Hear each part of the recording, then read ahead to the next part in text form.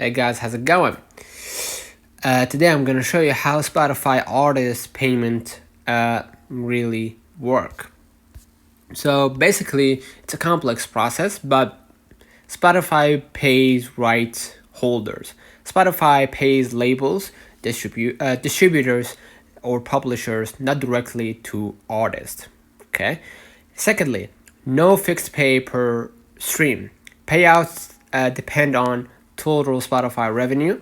Artists share, artists share of global streams, premium or versus free users, right? So this is there is no fixed or stable or consistent amount of money that Spotify pays for artists. Okay, on average, 0.003 or 0.005 per stream, right?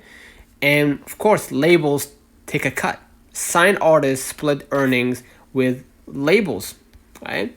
While independent artists keep more but earn less overall, right?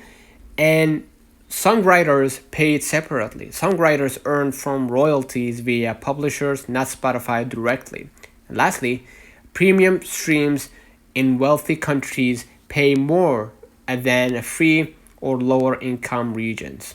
That's the gist. Let me know if you want deeper insights. Do not forget to like and subscribe.